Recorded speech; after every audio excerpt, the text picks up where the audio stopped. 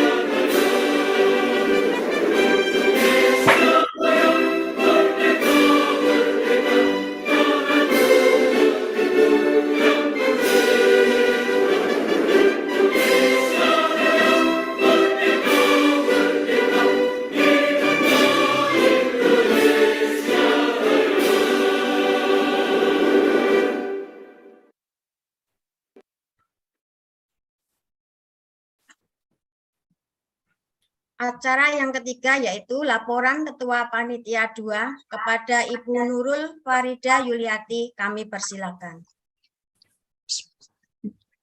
Assalamualaikum warahmatullahi wabarakatuh.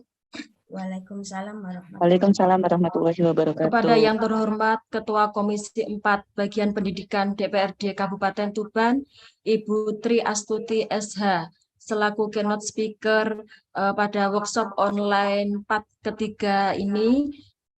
Selamat datang Ibu. Terima kasih telah membersamai kami di sore hari ini. Yang kedua, kepada yang terhormat Ketua Komunitas Guru Penggerak Kabupaten Tuban, Bapak Joko Sutopo SPD, yang saya hormati Ketua Komunitas Belajar ID Kabupaten Tuban dan Kokapten GMT Tuban, yaitu Ibu Nur Aini Eskom MPD, yang saya hormati Ketua dan segenap panitia, narasumber, host, moderator, dan yang saya banggakan, yang saya hormati Bapak Ibu peserta workshop online inovasi asesmen dan pengembangan Merdeka Digitalisasi dalam asesmen untuk mewujudkan Merdeka Belajar. Selamat sore Bapak Ibu semuanya. Alhamdulillah, mari kita panjatkan puji syukur kehadirat Allah Subhanahu wa taala yang mana pada sore hari ini kita bisa berkumpul dalam Zoom dan di dalam channel YouTube kami, yaitu channel Belajar ID Kabupaten Tuban, dan channel YouTube kami yaitu Guru Penggerak Komunitas Guru Penggerak Kabupaten Tuban. Sholawat serta salam kita haturkan kepada junjungan kita Nabi Muhammad SAW dengan harapan kelak kita mendapatkan syafaatnya. Bapak Ibu yang saya hormati, kegiatan workshop online ini telah diikuti oleh 932 peserta, yang mana bukan hanya berasal dari Kota Tuban saja, tapi ada yang dari Trenggalek, dari Jakarta, Bangka Belitung, dan lain-lain. Saya mengapresiasi semangat Bapak Ibu mengikuti workshop online ini. Semoga tujuan dari workshop ini yaitu untuk menguatkan pemahaman guru terkait asesmen berbasis digital untuk mewujudkan Merdeka Belajar dan sekaligus meningkatkan kualitas pendidikan akan terwujud melalui workshop ini. Bapak Ibu yang saya hormati, seperti yang telah disampaikan di grup WA dan di part sebelumnya bahwa syarat kelulusan untuk mendapatkan sertifikat 32 jam adalah yang pertama, Bapak Ibu peserta harus aktif mengikuti Zoom dan presensi minimal 75% atau 3 kali kegiatan, baik itu melalui Zoom ataupun melalui channel YouTube Komunitas Belajar ID ataupun di channel Komunitas Guru Penggerak Kabupaten Tuban. Jadi Bapak Ibu harus men-screenshot saat mengikuti kegiatan ini, nanti akan disertakan di link G-form pengiriman tugas yang akan dibagikan di part keempat.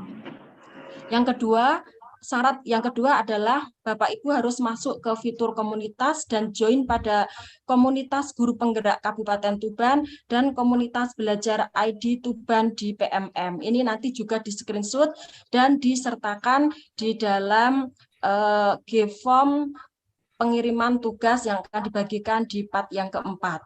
Yang ketiga, Bapak Ibu harus melaksanakan proyek penugasan, yaitu ada 2. Yang pertama adalah menyelesaikan pelatihan mandiri, topik asesmen di PMM sampai aksi nyata.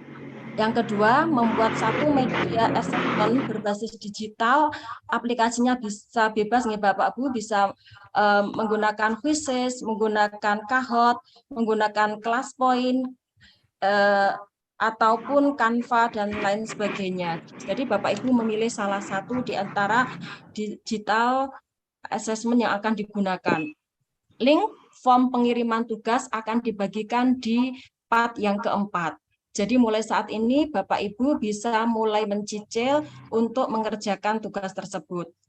Demikian Bapak Ibu sambutan dari saya selaku panitia workshop ini. Semoga Bapak Ibu yang luar biasa ini dalam mengikuti workshop online ini dapat memahami tentang asesmen, dapat mengembangkan asesmen dengan memanfaatkan digital, dan tentunya nanti dapat mengaplikasikan media digital untuk pelaksanaan asesmen di kelas.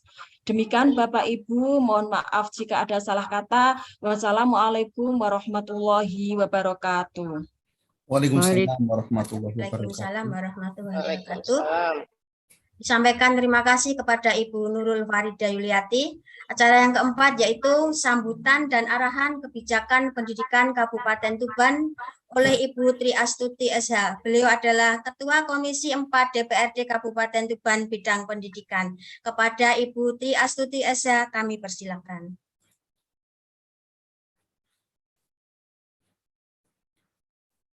Suaranya belum bersuara, Ibu. Oh, masih saya mute, mohon maaf. Terima kasih Ibu Didin Irawati selaku host yang kali ini memimpin workshop online dalam rangka untuk inovasi asesmen dan pengembangan media asesmen untuk mewujudkan Merdeka Belajar. Perkenalkan, saya Tri Astuti, Ketua Komisi 4 DPRD Kabupaten Tuban. Assalamualaikum warahmatullahi wabarakatuh. Selamat sore, salam sejahtera untuk kita semua. Om Swastiastu, Namo Buddhaya, salam kebijakan. Semangat untuk para guru penggerak kita. Salam semuanya untuk para guru penggerak yang luar biasa di seluruh Indonesia. Yang kali ini tadi disampaikan oleh panitia bahwa yang sudah hadir ada dari Jakarta, ada dari Bangka Belitung, ada dari Trenggalek, dan lain sebagainya. Tentunya ini merupakan semangat tersendiri bagi kita semua di dalam upaya untuk mewujudkan Merdeka Belajar yang sudah dicanangkan oleh kementerian kita, Menteri Pendidikan kita. Bapak Ibu sekalian yang kami hormati, tentunya semua sudah memahami bahwasanya sekolah penggerak ini adalah fokus pada pengembangan hasil belajar siswa secara holistik, yang mana tentunya hasil pembelajaran siswa secara holistik ini adalah di dalam upaya untuk meningkatkan kemampuan literasi, numerasi, dan juga karakter. Untuk itu, di dalam penerapan kurikulum Merdeka ini, kami berharap pendidikan karakter ini masih tetap harus kita kedepankan, mengingat banyak sekali masuknya informasi maupun budaya dari luar yang saat ini sudah masuk dengan mudahnya melalui internet, sehingga saya kira pendidikan karakter ini menjadikan dasar kita di dalam mencetak generasi muda yang berakhlak dan juga tentunya mencetak generasi muda yang Indonesia, yang memiliki kecintaan kepada Indonesia, yang teguh kepada Pancasila dan juga Undang-Undang Dasar 1945. Dan dalam mewujudkan sekolah penggerak, tentunya ini semua juga harus diawali dengan SDM yang unggul. Siapa itu SDM yang unggul? Maka di sini adalah ada kepala sekolah dan juga guru. Yang mana kita tahu bahwa sekolah penggerak ini merupakan program transformasi untuk sekolah negeri maupun sekolah swasta. Jadi bukan hanya sekolah negeri, namun ini juga berlaku di sekolah swasta. Dan program ini dilakukan secara bertahap dan tentunya terintegrasi dengan seluruh ekosistem yang ada. Apa itu ekosistem? Ekosistem di sini yang dimaksud adalah seluruh komponen yang ada di dalam lembaga itu sendiri, yang mana di sana ada guru, ada kepala sekolah, ada wali murid, ada siswa, termasuk di sana ada penjaga sekolah, kemudian ibu kantin, dan lain sebagainya. Ini semua harus terintegrasi di dalam satu ekosistem itu, sehingga benar-benar sekolah penggerak yang kita harapkan ini benar-benar bisa terwujud. Lalu apa itu guru penggerak? Guru penggerak ini adalah guru yang terpilih, yang telah lulus mengikuti program pendidikan guru penggerak. Dan saya berterima kasih sekali, di Kabupaten Tuban ini termasuk yang terbanyak Bapak Ibu guru yang sudah mengikuti program pendidikan guru penggerak. Nah, ini tentunya merupakan sinyal positif, yang mana nanti kita berharap Kabupaten Tuban ini menjadi motor ya. Selanjutnya, guru penggerak ini nantinya diharapkan mampu menjadi leader, mampu menjadi pemimpin di dalam pembelajaran. Jadi Bapak Ibu yang sudah mengikuti program sekolah penggerak ini jangan sampai kemudian pelit ilmu untuk dibagikan ke semua rekan-rekan yang lain. Karena kenapa? Karena guru penggerak ini memang telah disiapkan untuk menjadi seorang leader, seorang pemimpin. Kemudian selain sebagai seorang leader, guru penggerak ini juga diharapkan menjadi agen pendorong transformasi untuk pendidikan di Indonesia, khususnya di Kabupaten Tuban, karena memang kita di lingkup Kabupaten Tuban. Nah, bagaimana ini semua bisa terlaksana? Tentunya tugas yang utama tadi sudah saya sebutkan, dan tentunya sebagai katalis perubahan pendidikan, maka ada beberapa hal yang tentunya harus dilakukan oleh guru penggerak. Yang mana kalau tadi saya mendengar dari panitia, hari ini juga kita telah dihadiri oleh komunitas guru penggerak, kemudian ada komunitas channel ID Tuban. Nah, ini menjadikan tugas utama dari seorang guru penggerak, yang mana tadi saya sebutkan adalah sebagai katalis perubahan pendidikan, maka harus menggerakkan komunitas-komunitas belajar untuk rekan-rekan guru, baik itu di sekolahnya maupun di wilayahnya. Kemudian yang kedua adalah menjadi pengajar yang praktis bagi rekan-rekan guru lain untuk mengembangkan pembelajaran. Jadi itu tadi harus kaya ilmu dan juga harus tidak pelit di dalam membagikan ilmu, sehingga benar-benar apa yang menjadi tujuan kita, bahwa guru penggerak ini sebagai katalis perubahan pendidikan ini bisa terwujud. Kemudian yang ketiga adalah menjadi pemimpin pembelajaran yang mendorong well-being ekosistem pendidikan di sekolah, gitu ya. Kemudian apa sih sebenarnya perbedaan antara guru penggerak dan sekolah penggerak? Kalau di sini saya perlu sampaikan bahwa guru penggerak ini sasaran programnya adalah individu guru yang bersangkutan. Jadi guru penggerak ini sasarannya adalah individunya sendiri. Kemudian kalau sekolah penggerak sasarannya adalah pengembangannya pada level organisasi sekolah, dengan harapan bahwa output guru penggerak adalah nantinya mampu menghasilkan pemimpin pembelajaran yang mampu menerapkan konsep merdeka belajar dan juga menggerakkan seluruh ekosistem pendidikan demi mewujudkan pendidikan yang berpusat kepada murid. Jadi pendidikan saat ini diharapkan memang berpusat kepada murid. Kemudian sekolah penggerak ini outputnya diharapkan nanti berfokus pada menghasilkan sekolah yang mampu mengembangkan hasil belajar siswa secara holistik, yang mana mencakup kompetensi literasi, numerasi, dan juga karakter yang tadi sudah saya sampaikan di awal. Bapak Ibu sekalian yang kami hormati, bagaimana sih kita bisa belajar lebih interaktif? Kita bisa belajar dengan interaktif dengan adanya inovasi. Tentunya e-learning ini sangat dibutuhkan. E-learning yang kita maksudkan di sini bisa dengan koran digital, yang kita harapkan bahwa koran digital ini akan mampu mengasah kemampuan berpikir kita secara kritis. Kemudian bisa juga di sana ada papan atau buku interaktif.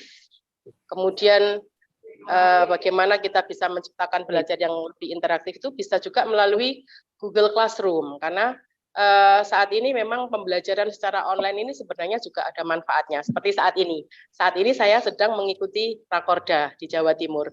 Namun saya sudah berjanji untuk bisa hadir di acara workshop kali ini secara online. Jadi Zoom atau pembelajaran online ini sebenarnya juga memberikan banyak manfaat, karena saat ini banyak individu yang itu memiliki kesibukan yang memang luar biasa. Kemudian bisa juga melalui aplikasi edukasi berbasis teknologi yang lain, dan termasuk yang lagi ngetren saat ini podcast. Nah, bisa juga kita lakukan pembelajaran interaktif itu melalui podcast. Kemudian media pembelajaran yang menarik ini sebenarnya seperti apa sih? Menurut saya media pembelajaran yang menarik ini adalah bisa juga melalui video-video pembelajaran, dan ini sudah diterapkan di sekolah swasta, karena kebetulan saya memiliki anak yang masih kecil, kelas 2 SD, itu juga video pembelajaran yang diberikan oleh sekolah ini sangat membantu, karena kesibukan saya di luar, sehingga saya bisa memberikan pembelajaran kepada anak saya melalui video pembelajaran yang diberikan oleh sekolah, yang diberikan oleh guru kelas, dan ini saya kira juga menarik, media pembelajaran berupa video, kemudian berupa gambar, berupa peta, dan juga grafik.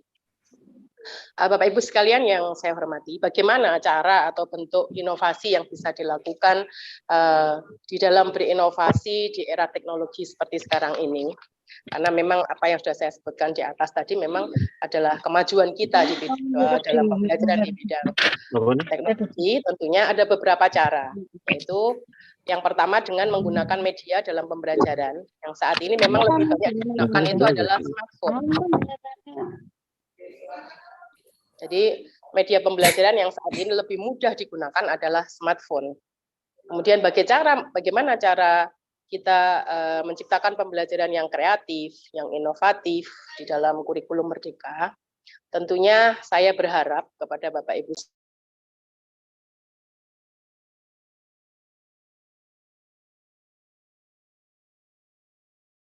Halo Ibu Tri, suaranya ke-mute.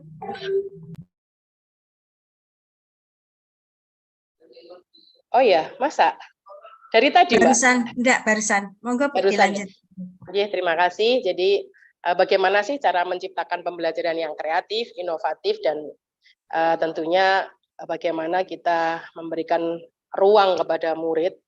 Tentunya ada beberapa cara, yaitu saya berharap nanti Bapak Ibu penggerak di dalam memberikan pembelajaran kurikulum terbuka, ini lebih memberikan ruang kepada siswa atau murid, yaitu dengan cara beri ruang mereka, para siswa ini untuk berinovasi dan bereksplorasi. Jadi berikan mereka ruang sebanyak-banyaknya untuk mereka berinovasi. Kemudian yang kedua, beri mereka kesempatan untuk berkolaborasi. Dan yang ketiga adalah beri mereka kesempatan untuk membuat pilihan. Jadi kalau selama saya dulu menjadi siswa itu ya, kebanyakan pilihan ada kepada guru kita. Tapi saat ini dengan pendidikan Merdeka Belajar ini tentunya diharapkan siswa ini lebih bisa mampu mengaktualisasikan kemampuan dirinya sesuai dengan bidangnya, sesuai dengan apa yang dia miliki. Bapak Ibu sekalian, bagaimana peran DPRD di dalam mewujudkan untuk Merdeka Belajar ini? Tentunya sesuai dengan fungsi kami. Kami melakukan penganggaran dan saat ini kami sudah menganggarkan sebenarnya masih terlalu kecil sih anggaran ini. Kami masih menganggarkan sekitar 125 juta. Ini kami anggarkan untuk guru dan juga untuk kepala sekolah. Yang mana untuk guru ini melalui program peningkatan kompetensi. Kemudian yang untuk kepala sekolah ini kita melalui program peningkatan kompetensi pengelolaan lembaga. Jadi anggaran sudah kita siapkan dan tentunya kami berharap Bapak Ibu semuanya yang saat ini sudah lolos sebagai guru penggerak agar benar-benar menyiapkan kemampuan untuk lebih banyak berinovasi. Mungkin itu dari saya. Terima kasih atas perhatiannya dan mohon maaf saya tidak bisa mengikuti acara ini sampai dengan selesai karena saya harus melanjutkan acara Rakorda di Jawa Timur. Terakhir kami menyampaikan mohon maaf kalau di dalam penyampaian kami ada hal yang kurang berkenan di hati Bapak Ibu sekalian. Saya sampaikan wallahul muwaffiq ila aqwamit thoriq. Wassalamualaikum warahmatullahi wabarakatuh. Waalaikumsalam warahmatullahi wabarakatuh.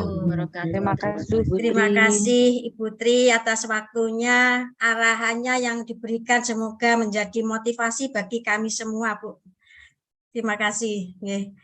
Untuk acara yang kelima yaitu doa yang akan dipimpin oleh Bapak Tri Panjianto. Silakan Pak Tri. Bismillahirrahmanirrahim. Assalamualaikum warahmatullahi wabarakatuh. Waalaikumsalam warahmatullahi wabarakatuh. Selamat sore dan salam sejahtera bagi kita semuanya. Hadirin yang berbahagia, marilah kita berdoa dengan khusyuk menurut agama dan kepercayaan masing-masing. Semoga acara webinar pada hari ini diberikan keberkahan dan bisa berjalan dengan lancar. Dan izinkan saya untuk memandunya sesuai dengan tuntutan agama Islam. Bismillahirrahmanirrahim. Allahumma sholli ala sayyidina Muhammad wa ala ali sayyidina Muhammad walhamdulillahi rabbil alamin hamdam syakirin hamdam na'imin hamdam yu'afi ni'am wa yukafi mazidah ya rabbana lakal hamdu kama yanbaghi li wajhika hadim surajim stonik. Allahumma ya Allah, Tiada kata dan rasa yang pantas kami aturkan padamu, selain rasa syukur kami padamu atas segala nikmat dan hidayah yang Engkau anugerahkan kepada kami, sehingga kami bisa hadir bersama untuk mengikuti workshop online inovasi asesmen dan pengembangan media digital dalam asesmen untuk mewujudkan Merdeka Belajar pada sore hari ini, Jumat 26 Mei 2023.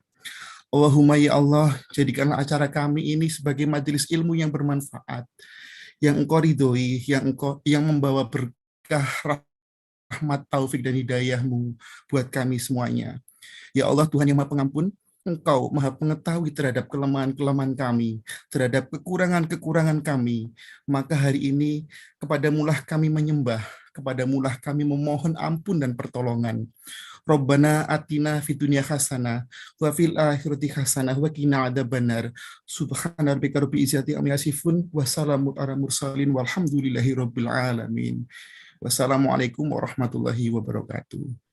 Waalaikumsalam warahmatullahi Waalaikumsalam wabarakatuh. warahmatullahi wabarakatuh. Sampaikan terima kasih kepada Bapak Tri Panjianto. Acara selanjutnya yang keenam yaitu penyampaian materi yang akan dipandu oleh Ibu Retno Rahayu Setiawin sebagai moderator.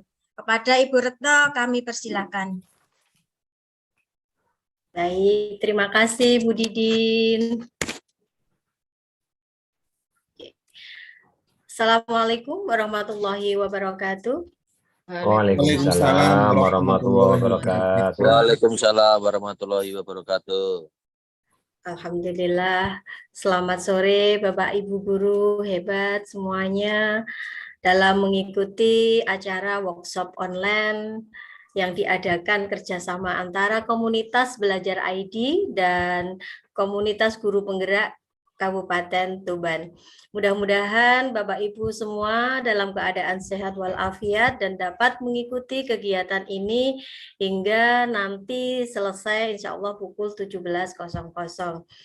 Bapak dan Ibu guru hebat, sebelum saya memulai untuk mengenalkan narasumber hebat kita pada sore hari ini, perkenalkan saya Retno Rahayu Setiawin, saya dari SD Negeri Dikir, Kecamatan Tambak Boyo, Tuban. Saya di sini sebagai moderator yang akan jalannya acara. Bisa di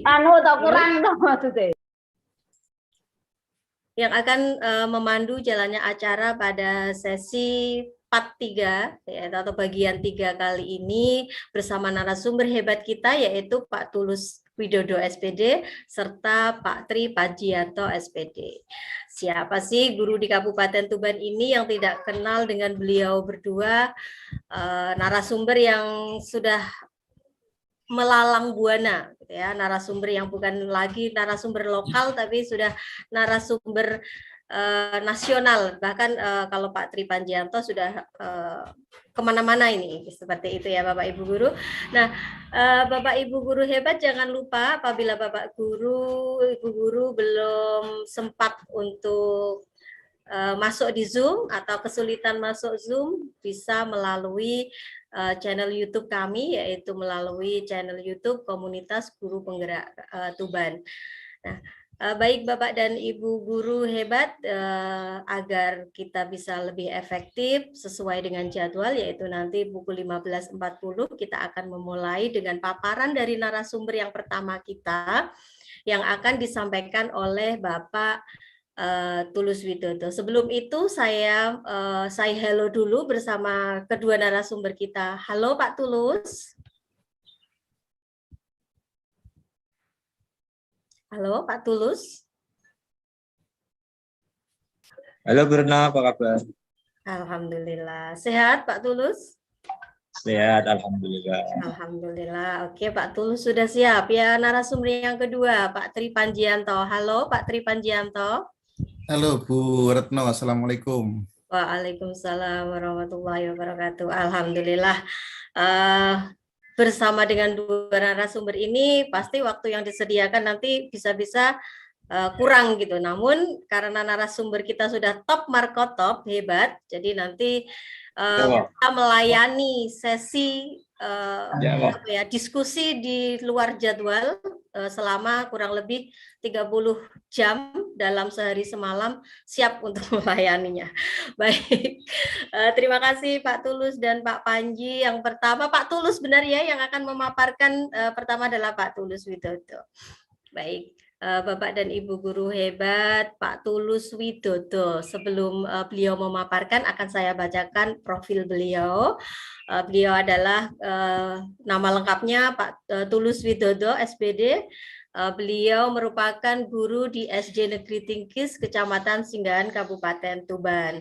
Namun beliau beralamat atau rumah beliau adalah di Desa Kanorejo, Kecamatan Rengel, Kabupaten Tuban. Nah, beliau ini sangat berprestasi gitu ya. Salah satu, namun beliau memang low profil, yang ditulis di profilnya ini prestasinya hanya 2, yaitu juara 1 lomba kompetensi guru tingkat Kabupaten Tuban pada tahun 2017 dan juara 1 Olimpiade Guru Nasional bidang matematika SD tingkat Kabupaten Tuban tahun 2019.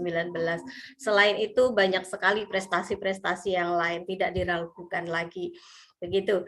Pengalaman beliau sangat banyak, mulai dari penyusun soal tryout USBN mulai dari tingkat kabupaten hingga tingkat provinsi Jawa Timur pada tahun 2018.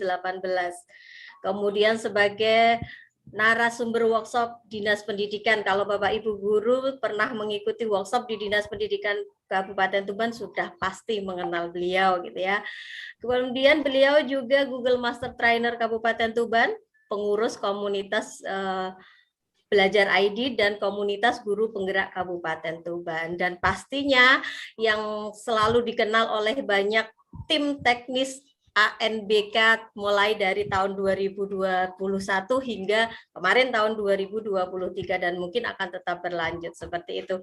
Baik Bapak Ibu guru, kalau saya bacakan semuanya nanti habis waktunya untuk membacakan profil Pak Tulus. Oleh sebab itu sudah tidak sabar Bapak Ibu guru menyimak paparan dari Bapak Tulus Widodo dengan materi yang akan disampaikan, yaitu tentang peningkatan mutu pendidikan melalui penyusunan asesmen yang mengarah pada asesmen nasional.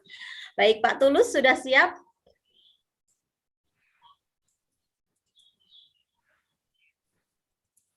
Insya Allah.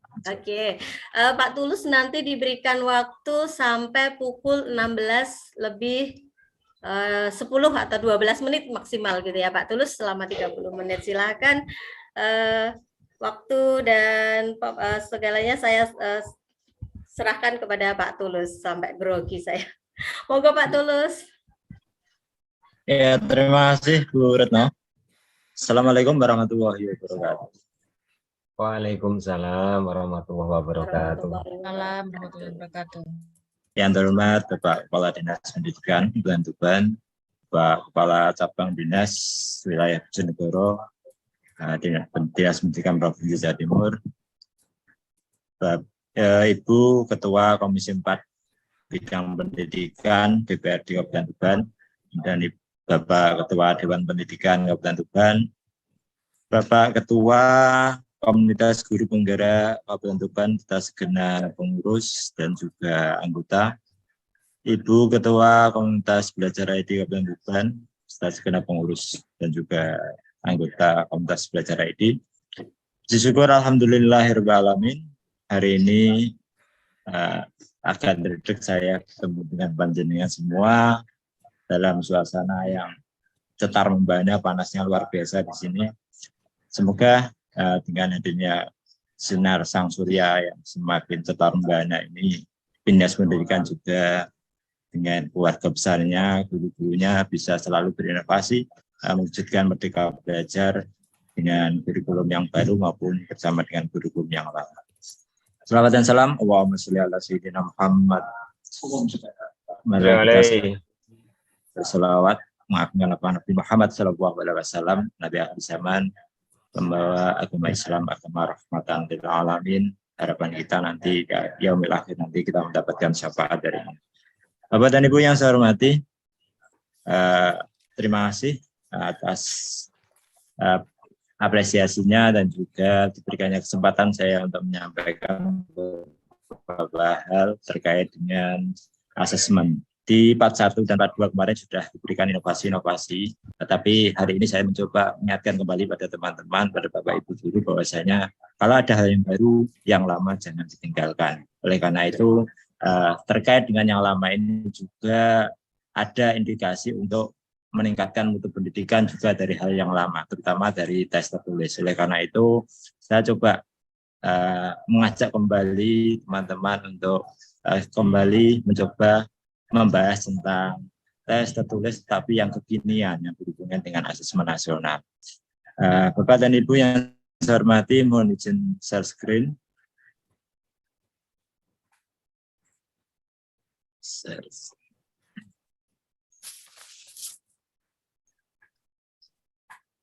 Sudah jelas Bapak Ibu? Sudah tampak? Sampun Bapak. Sudah, Pak Tulus. Ya, Pak Yoyo. Ya.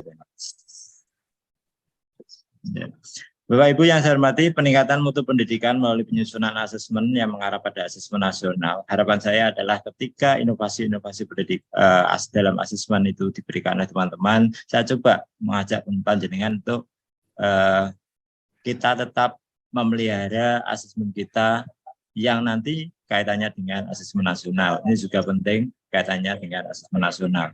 Walaupun banyak inovasi yang diberikan, tapi pada dasarnya kita juga harus fokus pada peningkatan mutu pendidikan yang diukur dari rapor pendidikan. Bapak dan Ibu yang saya hormati,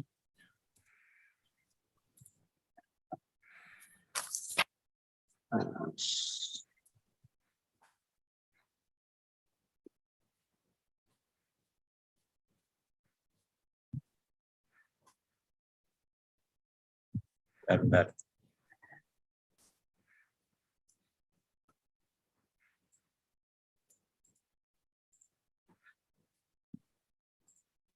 Kelihatan Bapak Ibu? Sampun Pak. Sampun Pak Tulus. Izin pandangan menutupi. Coba. Baik Bapak Ibu, di awal yang pertama saya ingin coba berikan quotes yang mana ini adalah dari guru saya yang sangat berjasa pada hidup saya, Pak Windu Karsono. Ini pernah mengatakan, hanya guru yang mau belajar yang berhak mengajar. Hanya guru yang mau belajar yang berhak mengajar. Oleh karena itu, mari kita selalu belajar menjadi pembelajar dan pembelajar sepanjang hayat agar kita berhak mengajar. Ini profesi saya tadi, saya lanjutkan. Dari apa yang saya sampaikan ini, harapan saya adalah kita pada kesempatan kali ini, peserta workshop online dapat memahami jenis asesmen, kemudian dapat memahami perbedaan asesmen formatif dan sumatif, kemudian dapat mencermati rapor pendidikan 2.0, dapat menyiapkan satuan pendidikannya untuk menghadapi asesmen nasional 2023. Bapak dan Ibu yang saya hormati, saya mengajak panjenengan untuk kembali mencermati tentang asesmen yang pernah disampaikan di part 1 dan part 2, bahwasanya asesmen itu ada asesmen as learning, for learning, dan off learning. Asesmen as learning ini digunakan sebagai refleksi dari proses pembelajaran. Asesmen for learning digunakan untuk perbaikan proses pembelajaran, sementara off learning digunakan pada evaluasi pada akhir proses pembelajaran. Selama ini, mau diakui atau tidak, kita selama ini fokus pada assessment of learning yang digunakan pada akhir proses pembelajaran, digunakan untuk evaluasi yang intinya adalah pada rapor anak-anak atau di laporan hasil belajar anak-anak. Bagaimana dengan kurikulum merdeka Bapak Ibu? Di kurikulum merdeka, sebelumnya saya sampaikan dulu asesmen formatif dan asesmen sumatif, di mana perbedaannya adalah ketika asesmen formatif ini digunakan guru mengawasi pembelajaran murid, kemudian juga memastikan perkembangan murid, mengecek pemahaman murid. Ini dilakukan guru dengan asesmen formatif. Sementara fungsi dari asesmen formatif bagi murid adalah untuk evaluasi pembelajaran sendiri, kemudian membangun pengetahuan, mengidentifikasi kekuatan dan kelemahannya, dan juga meningkatkan kemampuan. Asesmen sumatif untuk mengukur apakah murid sudah memenuhi capaian pembelajaran dan sejauh mana sudah mencapai akhir unit pembelajaran. Ini untuk guru, kemudian meningkatkan pengajaran dan pembelajaran selanjutnya. Sementara untuk murid, sumatif digunakan untuk memahami performa di akhir unit pembelajaran, juga apakah mereka sudah memenuhi CP atau belum, dan sejauh mana sudah mencapainya. Kedua-duanya merupakan cara untuk menilai pembelajaran dan juga kesempatan untuk menerima dan memberikan umpan balik, cara untuk mengevaluasi keefektifan pengajaran dan pembelajaran. Lalu bagaimana harusnya penekanan pada asesmen yang selama ini dan bagaimana seharusnya Bapak Ibu. Kondisi saat ini adalah kita lebih banyak pada assessment of learning, di mana kita selalu berpikir penilaian harian, kemudian PTS, penilaian akhir semester, penilaian akhir tahun. Ini yang selama ini kita selalu fokuskan. Tapi harapan adanya implementasi kurikulum merdeka adalah assessment of learning dan assessment as learning dan assessment for learning ini lebih banyak dilakukan oleh guru untuk melakukan perbaikan proses pembelajaran dan untuk meningkatkan pembelajaran itu sendiri. Ketika pembelajaran ditingkatkan, harapannya adalah meningkatkan mutu pendidikan. Proses pembelajaran ini yang lebih penting daripada hanya sekedar hasil akhir. Bentuk asesmen formatif dan sumatif Bapak Ibu, saya coba ingatkan kembali di mana asesmen ada yang tidak tertulis dan juga tertulis. Yang tidak tertulis bisa dilakukan guru dengan diskusi kelas.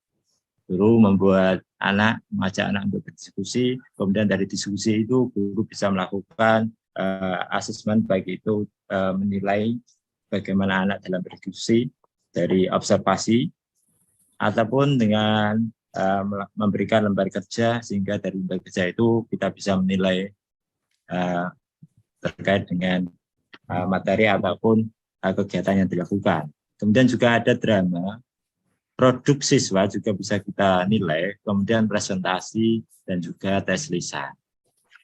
Sementara di asesmen tertulis bisa berupa refleksi. Bapak Ibu bisa melakukan refleksi, sekedar membuat di kertas kecil diberikan pada anak untuk mengajak anak melakukan refleksi, ataupun juga bisa melalui refleksi secara online, bisa dilakukan oleh guru. Ini inovasi-inovasi juga bisa dilakukan oleh guru, tidak hanya dengan kertas, berbasis kertas juga bisa berbasis online, berbasis digital. Kemudian jurnal, esai juga. Anak ini melatih anak-anak ketika jurnal dari esai adalah melatih anak-anak untuk menulis. Literasinya ini kita latih dengan jurnal dan esai. Kemudian juga poster. Ini kreativitas dan ide gagasan anak-anak bisa dituangkan dalam poster. Kemudian yang terakhir adalah tes tertulis. Bapak dan Ibu yang saya hormati, pada tanggal 10 Mei 2023, Menteri kita Mas Nadiem Anwar Makarim ini telah merilis rapor pendidikan 2.0 pada 10 Mei tadi. Peluncuran rapor tersebut dilaksanakan berbarengan dengan acara Merdeka Belajar episode ke-19. Apa sih yang menarik dari rapor pendidikan 2.0 Bapak Ibu? Seperti yang disampaikan oleh Mas Nadiem, bahwasanya beliau mengatakan kami menghadirkan platform rapor pendidikan untuk membantu satuan pendidikan melakukan perencanaan berbasis data. Dengan platform ini, satuan pendidikan dapat memanfaatkan hasil asesmen nasional sebagai bahan refleksi untuk membenahi aspek-aspek seperti kompetensi literasi dan numerasi, kemudian karakter profil pelajar Pancasila, dan juga keamanan lingkungan belajar dari kekerasan. Ini disampaikan beliau saat peluncuran pada tanggal 10 Mei 2023. Bapak dan Ibu, pernahkah panjenengan membuka rapor pendidikan yang terbaru? Coba di chat kolom komentar, baik itu di YouTube maupun di Zoom, bisa chat apakah sudah membuka atau belum terkait dengan rapor pendidikan 2.0. Monggo Bapak Ibu, apakah sudah ada yang membuka atau belum? Sudah dong, dari Ibu Retno, dari Pak Yayo pernah, dari Bu Kaderwati sudah, Pak Ali Iksan pernah, Pak Ali Iksan ini Soko PP ini. Kemudian Bu Evi Indriani sudah, Bu Jaka sudah, banyaknya sudah. Ada yang belum juga, Mengapa belum? Mungkin panjenengan mengatakan bahwasanya rapor pendidikan ini memakai akun Pasekolah. Bapak dan Ibu yang saya hormati, ketika membuka rapor pendidikan ini, guru penggerak juga diberikan fasilitas yang istimewa, bisa membuka rapor pendidikan menggunakan akunnya, selain akun Pasekolah. Dan Bapak Ibu mungkin panjenengan bisa konfirmasi atau ini ada informasi juga yang belum teruji kebenarannya dari hasil analisis saya. Ada beberapa sekolah yang bisa membuka dengan akun guru. Nah, analisis saya adalah akun guru yang bisa membuka ini adalah akun guru yang mengakses pertama kali. Tapi ini kebenarannya belum teruji juga. Monggo nanti dicoba saja kalau misalnya kepala sekolahnya masih PLT, bisa dibuka dengan akun guru, dicoba saja dengan akun guru salah satu guru yang ada di sekolah penjenengan. Halaman yang tampil saat ini adalah halaman ketiga di rapor pendidikan 2.0. Ini di sekolah saya. Ini tampilannya sangat eye-catching, sangat menarik untuk bisa kita lihat. Ini ada ringkasan kondisi satuan pendidikan di tahun 2003. Ada deskripsinya di situ.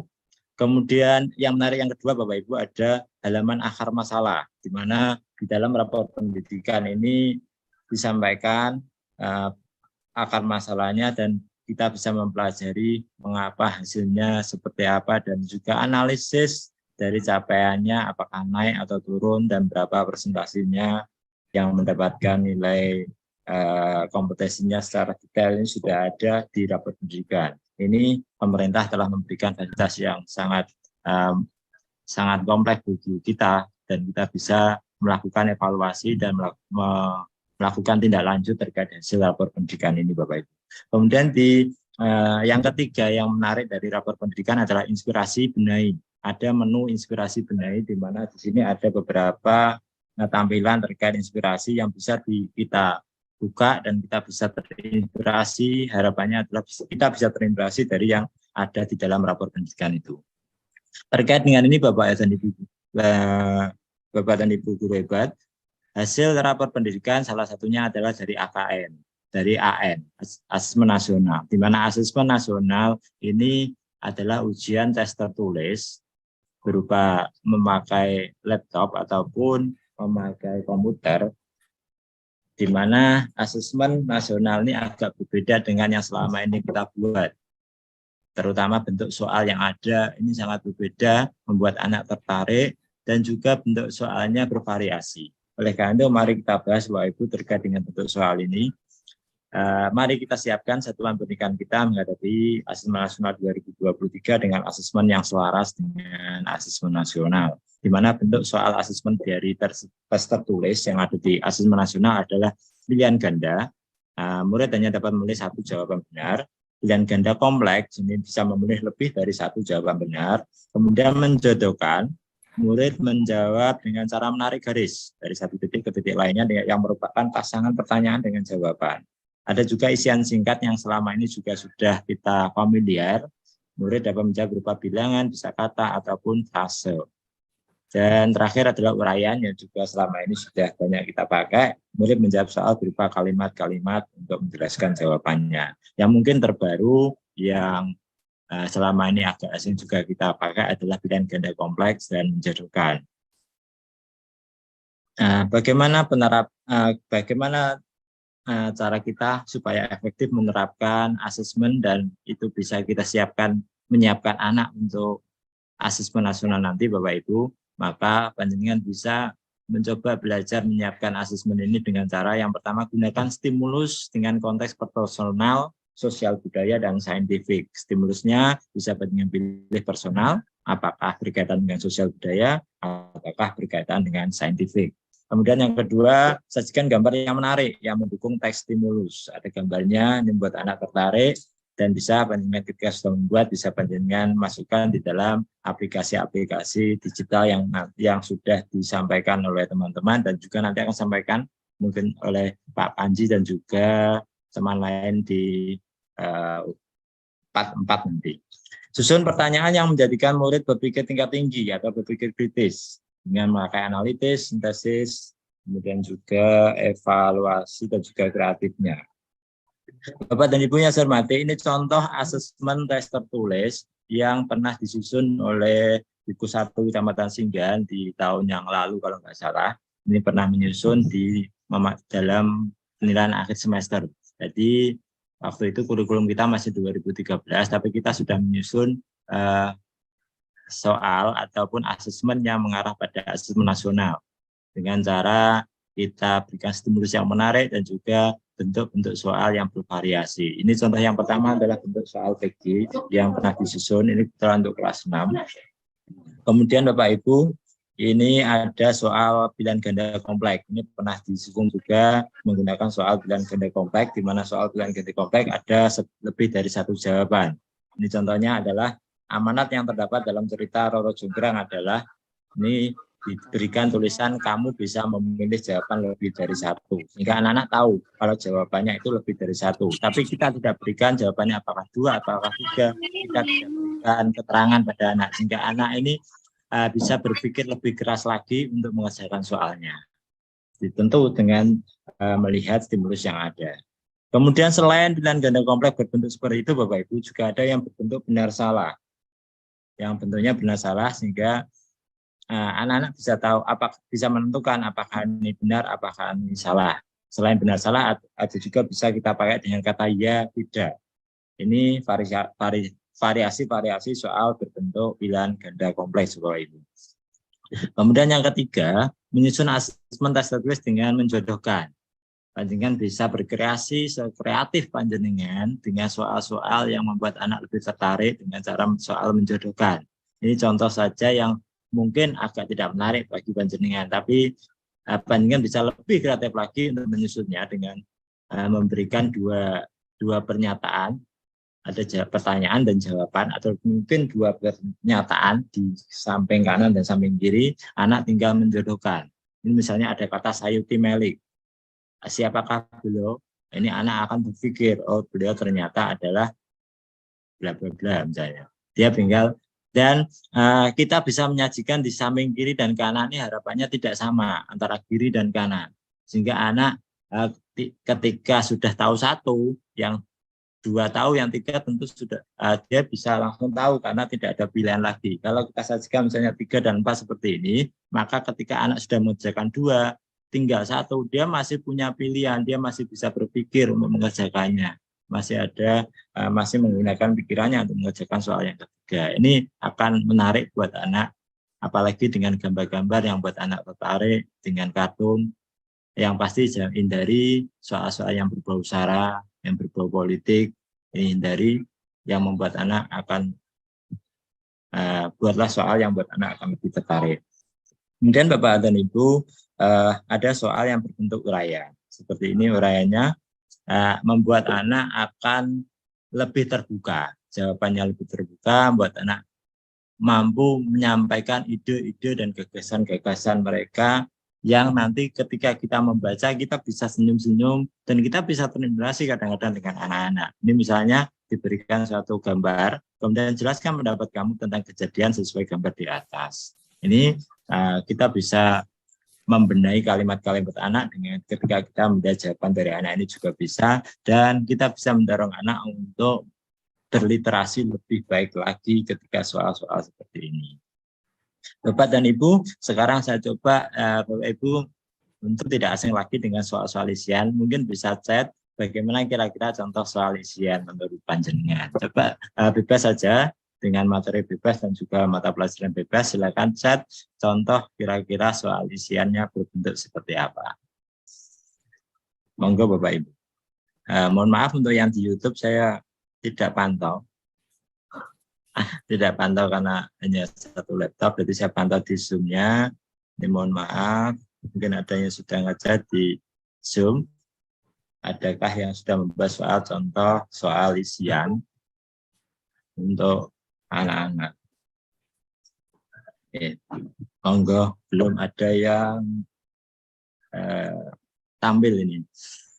Bapak Ibu yang saya hormati, 5 bentuk soal ini mari kita terapkan. Kalau panjenengan menerapkan, kemudian penerapannya ini apalagi kalau dibahas bersama dengan rekan-rekan guru sekolah, dalam lingkup sekolah, komunitas sekolah, ataupun di komunitas KKG, ini akan menjadi KKG lebih hidup, dan tentu ini juga akan membuat anak lebih semangat untuk belajarnya. Ini ada contoh dari Bu Maya Linda, menjaga kelestarian budaya bangsa adalah kewajiban titik-titik. Ini salah satu contoh soal isian di mana jawabannya, kira-kira jawabannya apa Bu Maya Linda?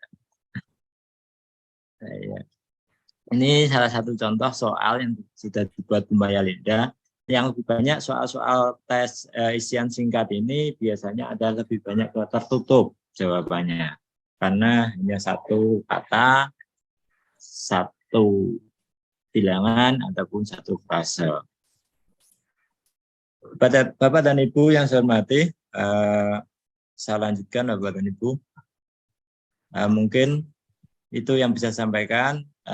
Sekali lagi Bapak dan Ibu, terkait dengan penyusunan soal, mari saya mengajak panjenengan ketika inovasi-inovasi sudah diberikan oleh teman-teman saya di part 1 sampai part 4 nanti, maka jangan lupakan juga di rapor pendidikan yang selama ini masih gaungnya belum begitu terdengar, monggo kita analisis hasil dari rapor pendidikan dan kita gunakan dalam proses pembelajaran. Kita tentukan langkah-langkah kita dalam proses pembelajaran, dan juga jangan lupa asesmennya kita siapkan anak-anak untuk terbiasa mengerjakan soal-soal AN. Dengan cara apa? Kita susun soal-soal yang mirip dengan soal-soal yang ada di asesmen nasional.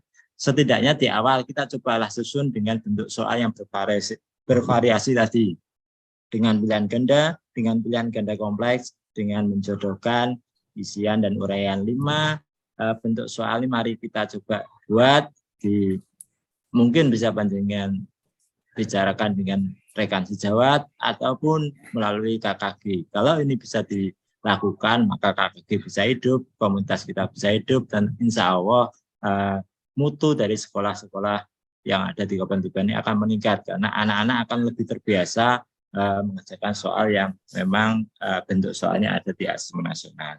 Bapak dan Ibu yang saya hormati, saya kira nanti waktunya Pak Panji ini lebih banyak yang akan disampaikan. Jadi dari saya, sebelum saya akhiri, saya berikan quote terlebih dahulu. Kalau kamu bisa berlari, jangan lupa dengan yang sudah mengajarimu berjalan. Kalau kamu punya inovasi, jangan lupa rapor pendidikannya juga kita tetap jangan ditinggalkan, dan kita siapkan anak-anak untuk bisa meningkatkan rapor pendidikan. Karena mutu pendidikan diukur melalui rapor pendidikan. Bapak dan Ibu yang saya hormati, demikian yang bisa saya sampaikan. Terima kasih. Jika ada apa yang sampaikan kurang berkenan, ataupun apa yang sampaikan ternyata kurang menarik bagi panjenengan, saya mohon maaf yang sebesar-besarnya. Assalamualaikum warahmatullahi wabarakatuh. Waalaikumsalam warahmatullahi wabarakatuh. Ya, terima kasih Pak Tulus Widodo yang sudah memberikan pencerahan kepada kita semua bagaimana tentang rapor pendidikan dan beberapa bentuk asesmen yang harus kita pelajari. Baik, yang saya hormati Bapak dan Ibu guru hebat yang masih semangat menonton baik melalui channel YouTube dan yang hadir di ruang Zoom. Terima kasih atas kesetiaannya. Jangan lupa apabila nanti Bapak dan Ibu guru ada pertanyaan, silahkan dituliskan di kolom chat baik di Zoom maupun di YouTube. Nanti akan ada sesi tanya jawab setelah paparan dari narasumber yang kedua. Begitu ya Bapak Ibu guru hebat. Selanjutnya akan kita panggilkan narasumber yang super kece, yang super keren, yang sudah tidak sabar ditunggu oleh para peserta. Baik, halo Pak Tri Panjianto. Halo Bu Didin, Assalamualaikum. Halo Bu Didin, ini Bu Retno. Oh Bu Retno, ya Allah, kelingan Bu Didin, ya Allah. Masih belum bisa move on sama Bu Didin ya.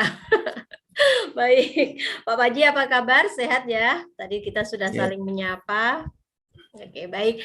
Bapak dan Ibu guru hebat, sebelum Pak Panji memaparkan materi pada sore hari ini, saya izinkan saya membacakan profil beliau yang kalau saya bacakan sampai selesai kira-kira saya membutuhkan waktu kurang lebih 30 menit Bapak Ibu guru. Oleh sebab itu saya tidak membacakan semuanya. Baik, beliau dikenal sebagai Bapak Tri Panjianto SPDGR yang mengajar atau sebagai guru di SD Negeri Bulurejo 1 Rengel, dan beliau juga asli dari Desa Rengel, Kecamatan Rengel, Kabupaten Tuban. Pak Tri Panjianto, nama yang sudah tidak sangat asing, tidak asing lagi bagi kita semua. Pengalamannya adalah sebagai tim pengembang inovasi Dispendik Tuban, tim pengembang kurikulum anti narkoba Dispendik Tuban. Wow, keren. Konsultan Gudep Unggul Nasional, Kak Panji ini ya, serta tim narasumber kurikulum Merdeka Dispendik Tuban, mitra Kemdikbudristek dalam program transisi PAUD SD yang menyenangkan. Wow, luar biasa. Dan beliau juga sangat aktif dalam berbagai komunitas dan organisasi, diantaranya sebagai pengurus SLCC Provinsi Jatim, Ketua PGRI SLCC Kabupaten Tuban, tim pelatih Pramuka Kuarcap Tuban. Wow, andalan Bang bidang Gudep Kuarcap Tuban, serta banyak lagi kepengurusan, diantaranya ya karena kita di sini yaitu sebagai pengurus komunitas guru penggerak Kabupaten Tuban, serta prestasi-prestasi yang luar biasa. Semuanya juara 1 Bapak Ibu, mulai dari lomba best practice Kabupaten Tuban tahun 2008 tingkat kabupaten hingga juara 1 lomba guru prima Jatim tahun 2021. Luar biasa. Mulai dari jenjang lokal, mulai dari kabupaten hingga nasional. Wah, sudah Bapak Ibu guru, kalau saya bacakan lagi nanti saya jadi ini ya, terlalu banyak ngomong. Baik, Pak Panji sudah siap materinya? Sampun Bu Didin lagi. Baik, monggo Pak Panji, saya serahkan hingga nanti perkiraan sampai pukul 16.40 ya Pak Panji. Monggo. Mohon izin share screen dulu Bu Retno. Bismillahirrahmanirrahim. Sampun ketinggal Bu Retno. Sampun Pak Panji. Assalamualaikum warahmatullahi wabarakatuh. Waalaikumsalam warahmatullahi wabarakatuh. Bapak Ibu hebat online yang diselenggarakan oleh komunitas guru penggerak Tuban dan komunitas belajar ID Tuban.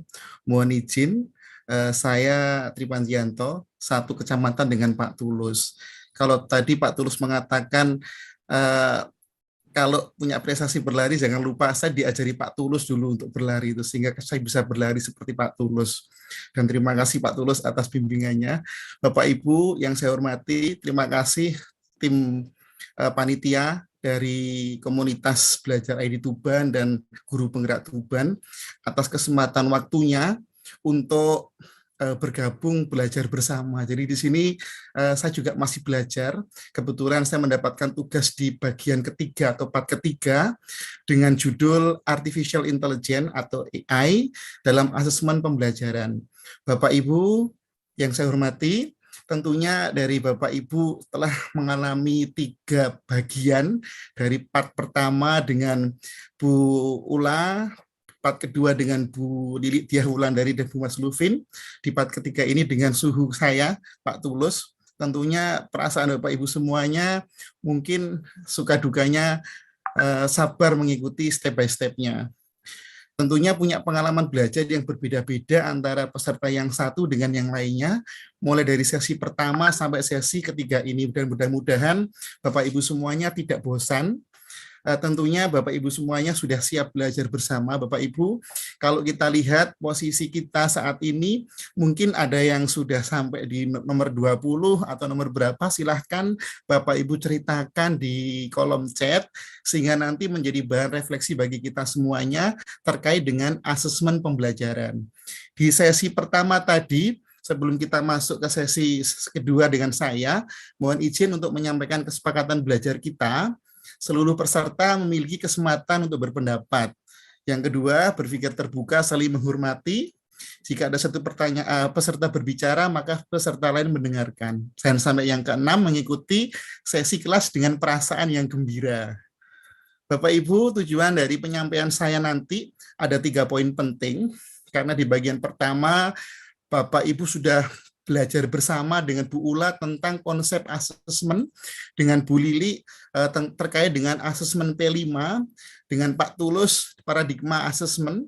Maka di sesi yang kedua pada bagian ketiga ini, saya ingin mempertebal pengalaman belajar diskusi kita tentang asesmen diagnostik kognitif dan non-kognitif, sehingga nanti kita bisa meramunya menggunakan sebuah aplikasi yang ditawarkan oleh Google, yaitu tentang artificial intelligence.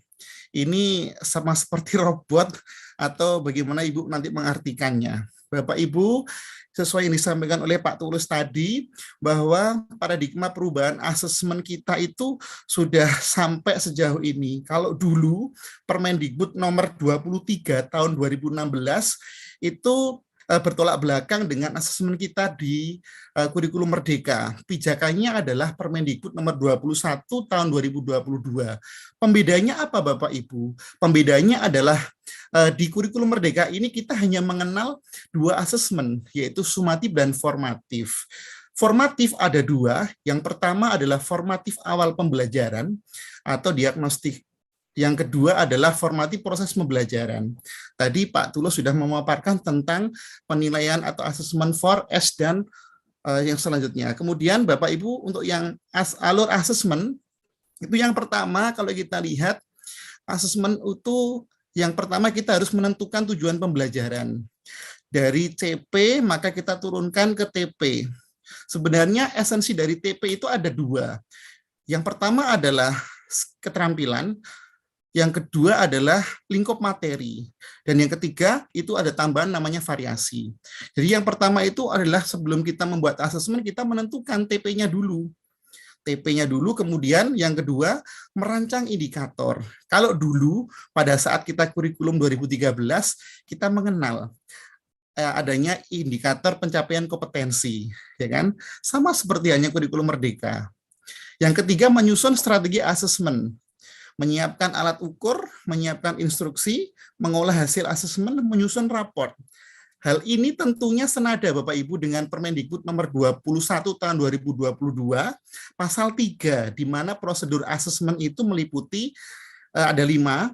1, perumusan TP, kedua, pemilihan dan pengembangan instrumen penilaian, yang ketiga adalah pelaksanaan, yang keempat pengolahan, dan yang kelima adalah pelaporan.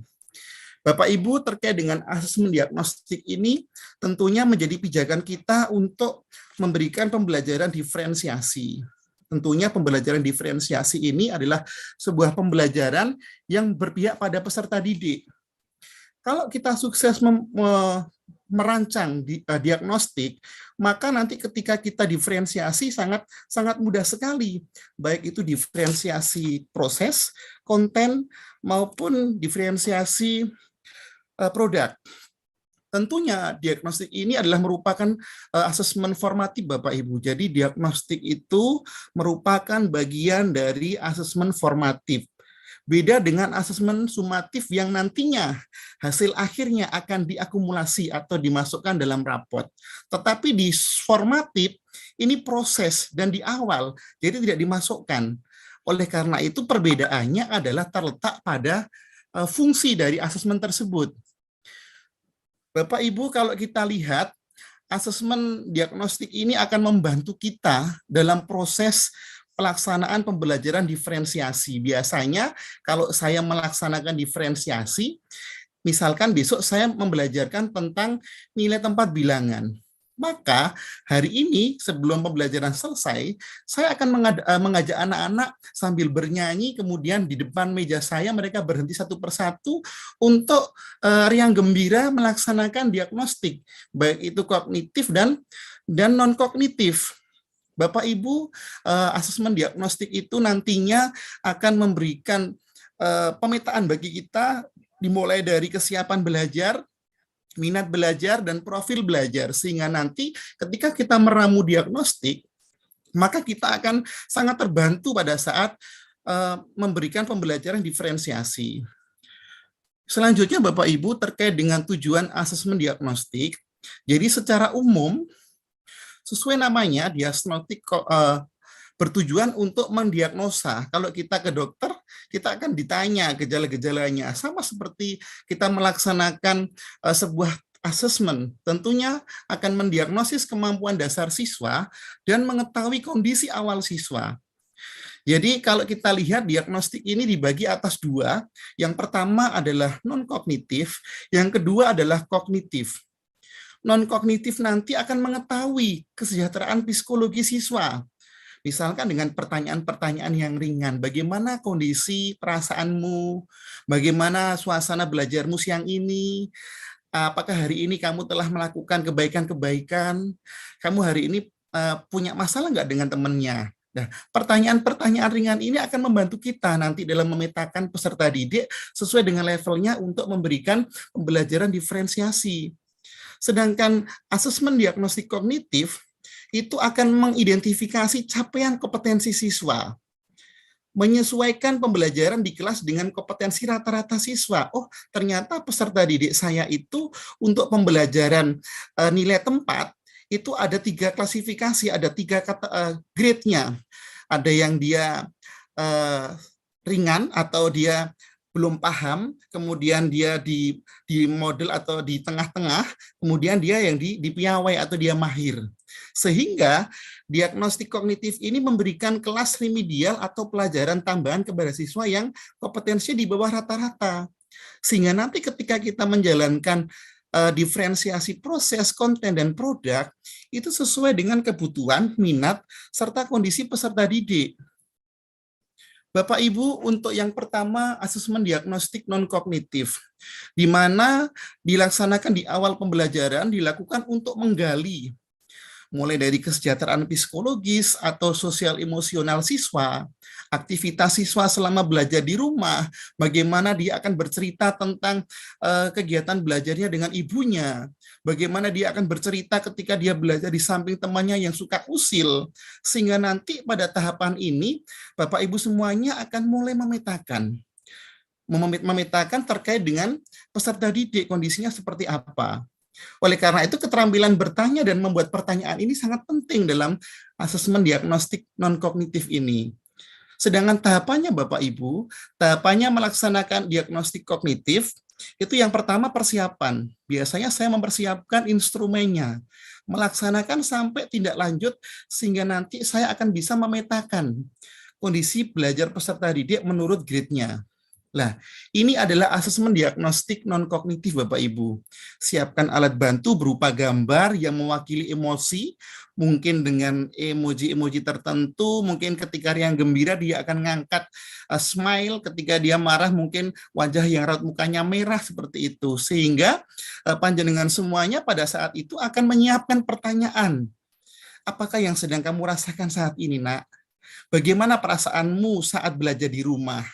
Ini menjadi data yang akan kita mulai berpikir, oh anak ini cocok belajar dengan si A. Jangan sampai ketika dia bercerita, dia sudah telah berantem dengan si B, Bapak Ibu nanti dalam berkelompok, Bapak Ibu menempatkan anak itu pada si B lagi. Sehingga kepiawaian panjenengan semua, Bapak Ibu semua, terkait dengan membuat daftar pertanyaan kunci mengenai aktivitas inilah yang akan menentukan keberhasilan diferensiasi panjenengan semua.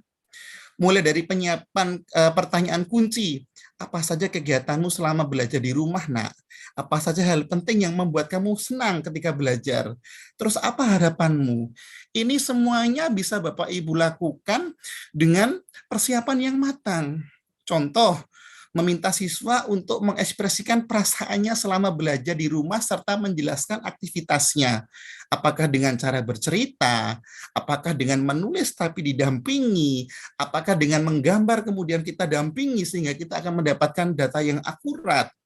Inilah kegiatan-kegiatan yang akan kita laksanakan untuk menggali data non-kognitif sebagai dasar diagnosis kita. Bapak Ibu, asesmen diagnostik non-kognitif ini tentunya punya strategi tanya jawab. Pastikan pertanyaan jelas dan mudah dipahami, sehingga anak bisa langsung merespon dengan cepat, menyertakan ucapan atau stimulus informasi yang dapat membantu siswa menemukan jawabannya. Jadi kita bisa menyampaikan clue-clue tertentu, sehingga nanti saat siswa menjawab pertanyaan, dia bisa memberikan penguatan. Saat siswa bertanya balik, langsung menjawab pertanyaan siswa. Saat siswa menjawab pertanyaan, kita mencoba mengarahkan pertanyaannya kembali. Sehingga nanti data-data inilah yang akan mendukung kita, Bapak Ibu. Lah, ini adalah asesmen diagnostik non-kognitif. Jadi yang pertama, identifikasi siswa dengan ekspresi emosi negatif dan diajak berdiskusi empat mata. Menentukan tidak lanjut dan mengkomunikasikan dengan siswa serta orang tua bila diperlukan. Contoh, ada siswa saya yang ABK. Maka saya akan menyiapkan instrumen khusus sehingga nanti sesuai dengan kebutuhan peserta didik saya.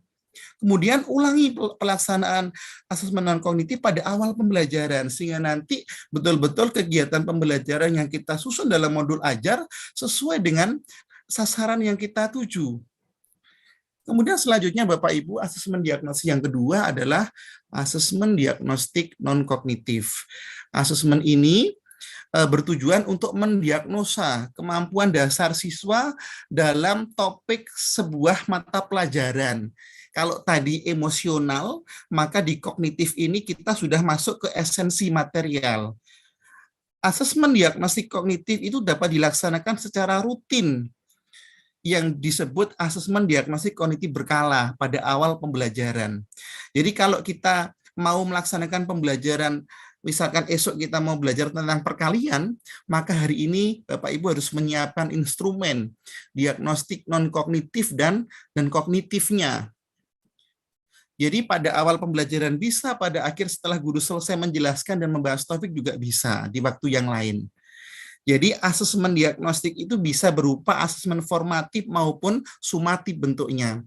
Karena kita kurikulum merdeka, baik instrumen, bentuk, kemudian rubriknya, itu bisa kita sesuaikan sesuai dengan kondisinya.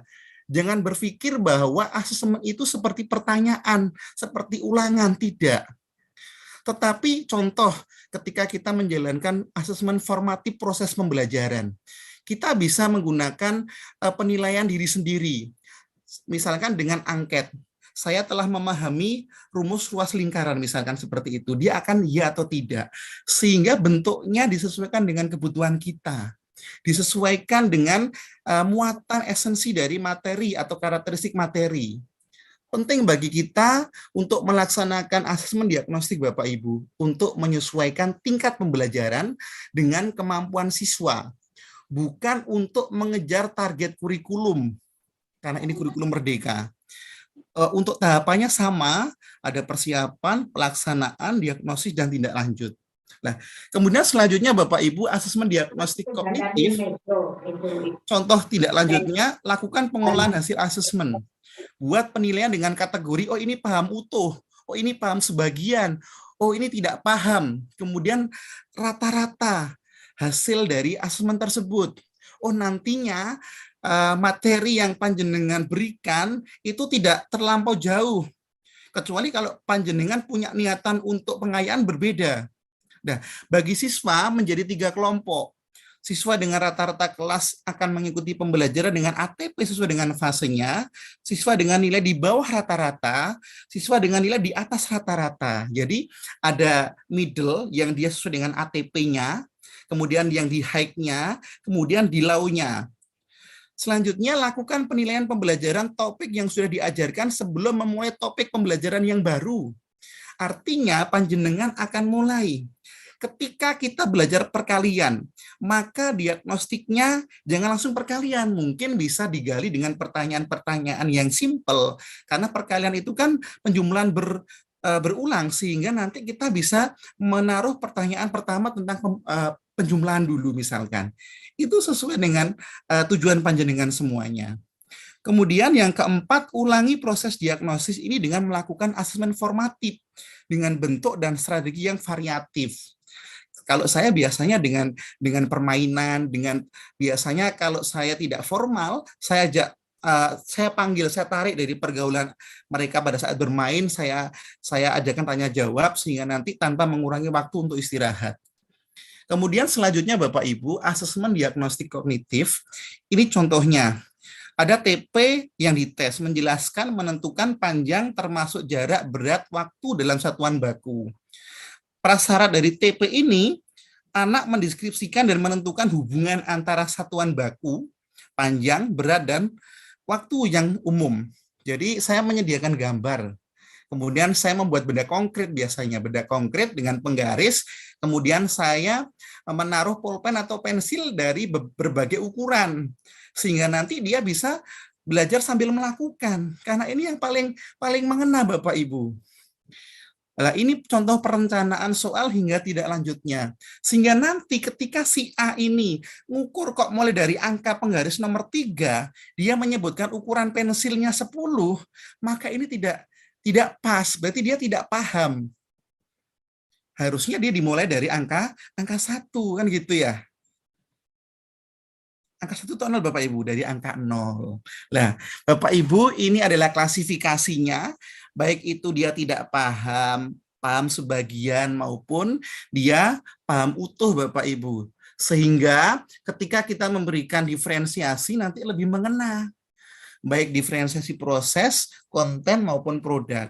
Bapak Ibu, di sesi yang kedua ini saya akan mencoba berbagi praktek baik yang sering saya lakukan, karena saya biasanya itu suka membuat soal dengan yang lebih variatif, maka saya sering menggunakan artificial intelligence.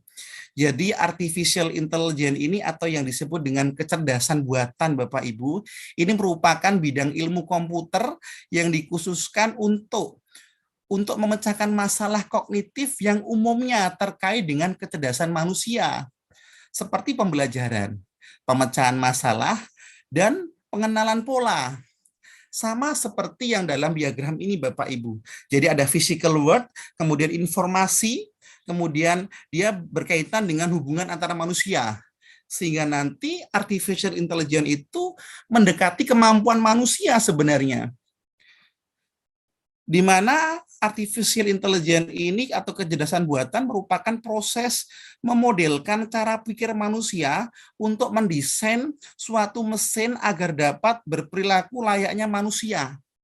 Jadi hampir tingkat akurasinya tinggi. Akurasi dalam skala besar kosakata pada speech rekognisinya. Ini adalah kecanggihan AI. Nah, AI itu berbeda dengan robot Bapak Ibu ya. Apakah robot termasuk AI? Tentunya di robot itu juga ada bagian dari AI. Bahkan ketika kita searching di Google, searching engine di Google maupun di Firefox, itu ada AI-nya. Sehingga apa yang disampaikan oleh Google itu adalah sesuatu yang sering dicari oleh manusia. AI adalah alat Bapak Ibu seperti yang lainnya. AI bukanlah bubuk ajaib yang akan Anda taburkan pada benda-benda pada saat tertentu. Karena AI ini mampu melaksanakan tugas yang dikerjakan seseorang, tetapi dengan lebih cepat dan secara paralel. Nah, contoh ketika kita bertanya kepada AI untuk deskripsi bagaimana dia mendeskripsikan tentang buah apel misalkan, prototype model, maka AI akan mendeteksi, kemudian merekognisi, kemudian mengidentifikasi. Contoh, panjenengan bertanya tentang berapa nutrisi dari pohon buah apel misalkan, AI akan menyebutkan nutrisi dari buah apel tersebut. Nah, apa yang dapat kita siapkan untuk siswa? Tentunya kalau kita lihat, AI ini bisa kita jadikan sebagai rujukan, sebagai bahan, sebagai second opinion untuk pembuatan soal, untuk media ajar, sampai saya bisa mengambil matrikulasi dari AI. Tentunya AI telah hadir di berbagai perangkat yang kita dan juga siswa bisa gunakan. Jangan-jangan kalau kita kenalkan AI kepada peserta didik ini, peserta didik kita merasa ketergantungan dengan AI. Apa-apa penilaian harian atau penilaian sumatif ditanyakan kepada AI. Ini merupakan sebuah rekomendasi bagi kita semuanya Bapak Ibu, supaya kita cara kerja kita atau waktu yang kita buat untuk membuat sebuah materi atau asesmen itu lebih cepat, tetapi kita bisa memfilternya Bapak Ibu. Oh ini nggak cocok, oh ini cocok. Itu bagian dari kelemahan AI. Bapak Ibu, AI yang saya tawarkan atau saya janjikan pada pertemuan ini adalah terkait dengan ini Bapak Ibu. Ini alamatnya, ada http://chatopenai.com. Di sini nanti bisa Bapak Ibu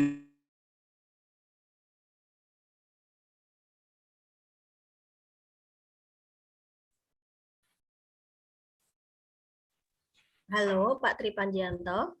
Iya, masuk kembali Bu ya. Oh, siap. Iya, mohon izin. Ketika kita berbicara tentang AI, maka saya menawarkan sebenarnya di Google itu banyak sekali aplikasi AI, Bapak Ibu. Salah satunya adalah ini, ada OpenAI. Pertama kita akan masuk, jadi kita masuk dulu, saya stop share screen dulu, masuk di Google, kemudian kita mendaftar dulu Bapak Ibu, mendaftar, pertama itu mendaftar, di pojok kiri ini ada mendaftar, maka setelah mendaftar akan dimasukkan ke sini Bapak Ibu. Nah, di sini kita akan membuat akun sama seperti biasanya. Untuk mengawali AI ini kita bisa ngeklik new chat, misalkan soal kognitif, soal asesmen ya, 10 asesmen. Tidak sampai di layar, Pak Tri. Oh iya, maaf Pak. Belum saya share screen ini. Sangat menarik. Iya. Pertama Bapak Ibu, kalau kita lihat, sudah Pak Tulus ya. Pertama ketika kita masuk di beranda OpenAI, kita new chat Pak Tulus. Ini new chat, kemudian misalkan kita butuh soal asesmen ya, asesmen kognitif kurikulum Merdeka IPAS kelas 4 tentang misalkan tentang ekosistem misalkan. Maaf, IPAS tentang ekosistem. Nah, kita tinggal memerintahkan AI untuk mencarinya. Nah, AI akan mencoba. Nah, ini. Nah, kalau tidak jelas, dia maaf, tetapi saya tidak memiliki informasi spesifik. Ini karena kata kuncinya, Bapak Ibu, kata kuncinya kurang spesifik. Nah, tetapi berusaha untuk mencari jawabannya.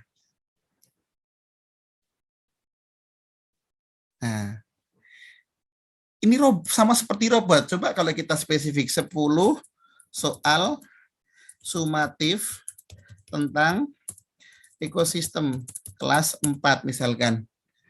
Maka AI akan menjawab. Berikut contoh 10 soal sumatif ekosistem. Nah,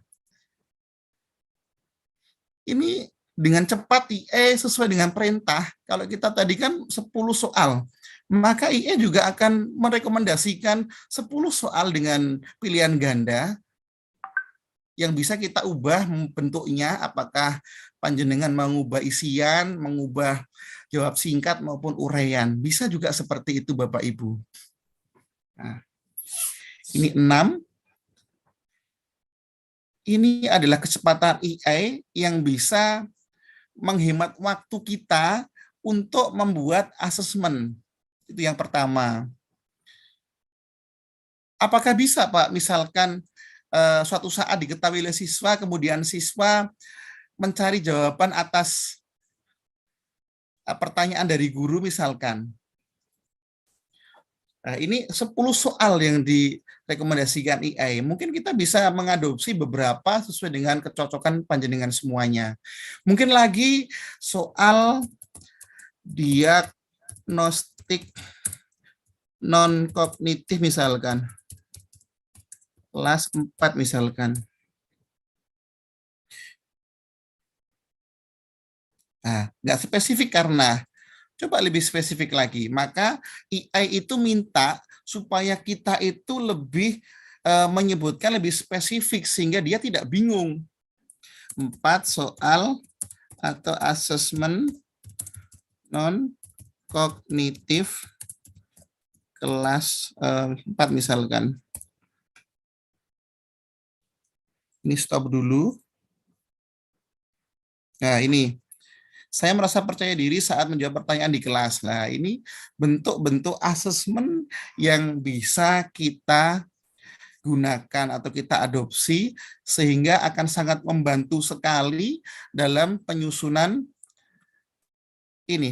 asesmen. Tadi saya hanya minta 4, maka EA pun juga memberikan 4, Bapak Ibu. Bagaimana ketika kita butuh materi, misalkan pengertian ekosistem, misalkan gini, materi tentang ekosistem. Kita minta pada EA. Nah ini. Lebih spesifik lagi, masukkan kelasnya bisa. Sehingga nanti kita tidak miskin materi, kita tidak miskin asesmen, kita tidak miskin semuanya. Bisa menggunakan AI untuk membantu kinerja kita, tentunya disesuaikan dengan kebutuhan dan karakteristik materi yang Bapak Ibu ingin sampaikan kepada peserta didik. Itu Bapak Ibu terkait dengan aplikasi AI yang sebagian saya gunakan. Selain itu juga banyak sekali AI di Google yang bisa membantu kinerja kita dalam pelaksanaan proses pembelajaran. Saya lanjutkan kembali Bapak Ibu. Kalau tadi kita tentang AI-nya Bapak Ibu, maka ini yang perlu Bapak Ibu ingat-ingat bahwa kita bisa menggunakan OpenAI. Langkahnya adalah pada saat itu kita akan mendaftar, sama seperti alur yang sering kita laksanakan untuk pertama kali kita generate awal, kemudian new chat, kemudian kita harus memasukkan lebih spesifik tentang perintah, sehingga nanti AI-nya bisa menangkap. Kalau tadi mulai dari rekognisi, ketika kita menyampaikan soal kata kunci ini, kalau dia tidak spesifik, maka AI-nya juga mengidentifikasinya tidak 100% bisa. Sehingga tadi seperti yang ditampilkan pada layar, AI bingung. Oleh karena itu lebih spesifik, misalkan 10 soal, ya 10 soal kita ketik. Kemudian setelah tampil, kita tidak serta-merta ATP, amati tiru plek. Tetapi kita harus memfilter. Oh, kira-kira karena AI ini merupakan second opinion atau mungkin saran bagi kita gunakan semuanya enggak? Oh, ternyata nomor 9 ini enggak cocok. Maka bisa kita hapus Bapak Ibu. Sehingga disesuaikan dengan kebutuhan Bapak Ibu semuanya. Mungkin itu Bapak Ibu yang dapat saya sampaikan. Mudah-mudahan seperti riak kecil ini bisa membantu panjenengan untuk belajar bersama. Saya pun juga masih belajar bersama. Ada kurang lebihnya saya mohon maaf. Di akhir session saya mengucapkan terima kasih atas perhatiannya selama 40 menit ke depan, 40 menit tadi, sehingga kita semuanya dapat belajar kembali. Terima kasih Bu Retno, saya kembalikan lagi kepada Bu Retno. Alhamdulillah, terima kasih Pak Tri Panjianto, Masya Allah, luar biasa. Apa yang disampaikan oleh Pak Tri sangat menarik. Tentu saja bagaimana kita seorang guru belajar dan terus belajar untuk memberikan yang terbaik untuk murid kita, seperti itu ya Pak Tri Panji. Tadi sudah dikenalkan tentang AI dan beberapa Bapak Ibu guru peserta juga sudah ada yang mengenalnya. Alhamdulillah. Saya say hello dulu untuk rekan kita yang dari NTT, ada Bapak Agus Topa dan rekan-rekan yang menyimak dari channel YouTube. Terima kasih Bapak, mudah-mudahan apa yang kami sampaikan bermanfaat. Baik Bapak dan Ibu guru hebat, ini saatnya adalah sesi untuk tanya jawab. Monggo Bapak dan Ibu guru hebat bisa bertanya melalui chat di channel YouTube maupun di chat Zoom, tapi hingga sampai saat ini saya pantau masih belum ada pertanyaan. Oleh sebab itu, saya memberikan kesempatan untuk 2 penanya secara langsung. Silahkan bagi Bapak Ibu guru yang akan bertanya bisa untuk angkat tangan. Nanti saya persilahkan dan bisa buka mic-nya. Monggo Bapak dan Ibu guru. Tentu banyak sekali pertanyaan yang akan disampaikan. Iya, saya Bu Retno.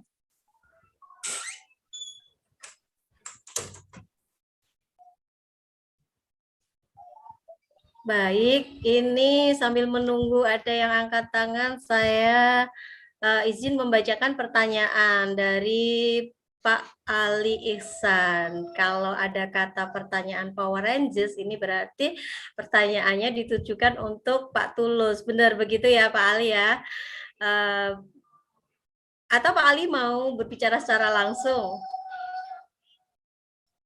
Baik, karena tidak ada respon, baik saya bacakan.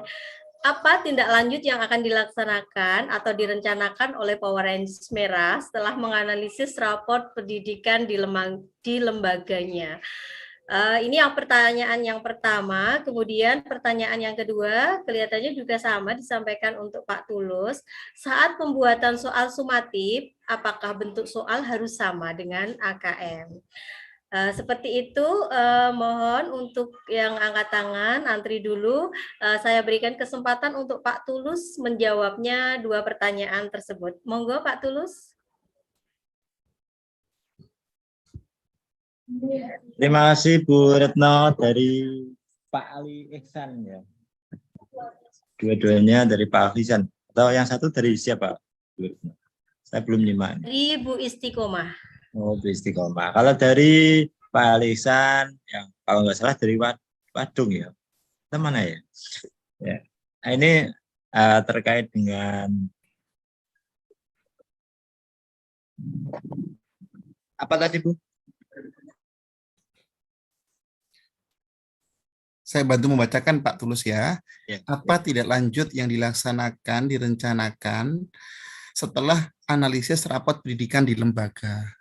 Oh ya, ini untuk lembaga saya, khusus lembaga saya, karena di lembaga saya Bapak, di rapor pendidikan ini yang paling menurut saya perlu penanganan khusus adalah di numerasi, terutama di domain bilangan.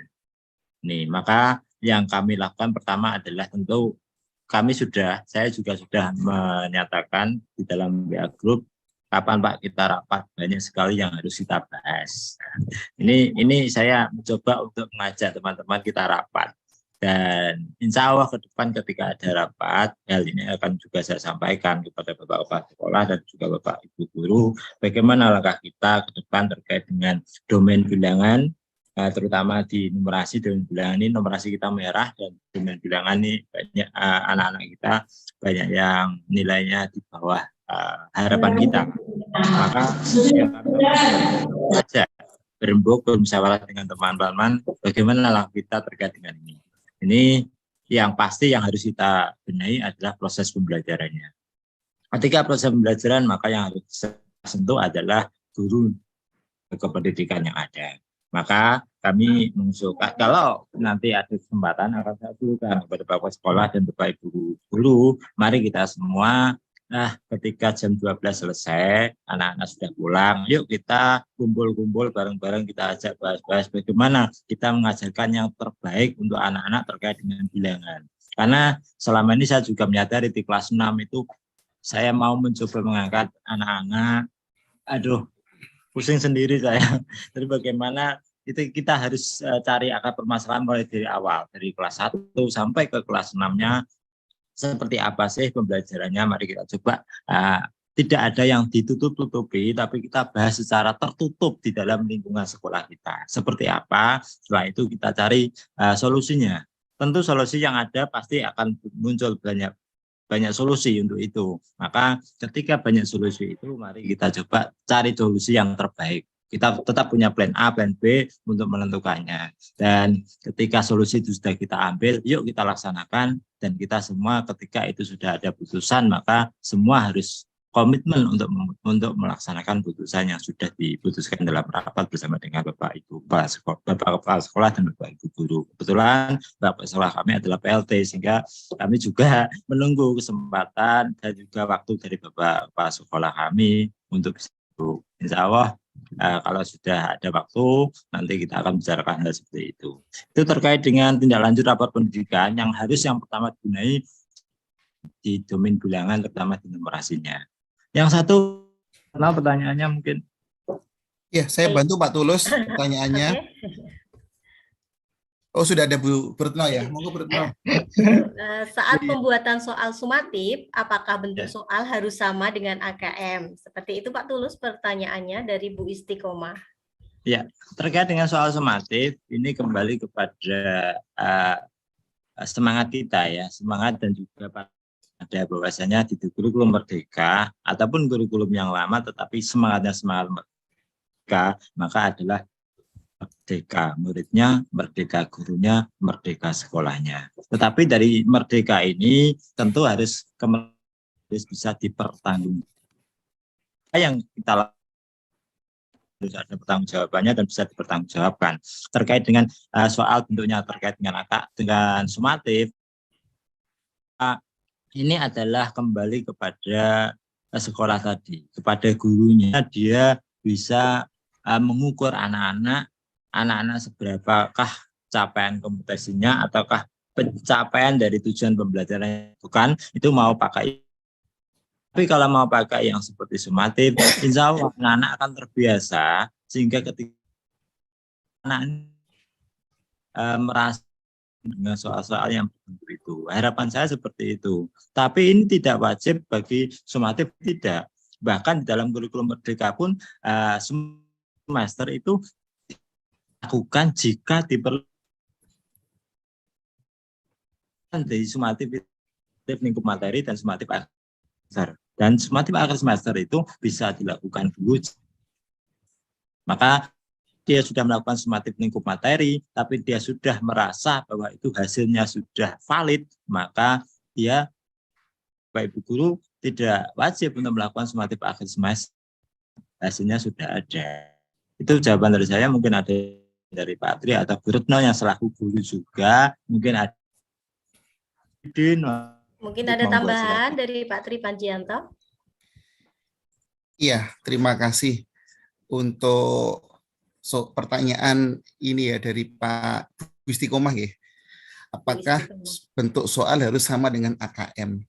Soal AKM ini kan memang berbeda Retno ya. Kalau kita orang Jawa, perbedaan itu adalah terletak pada stimulusnya atau kata orang Jawa unen-unennya.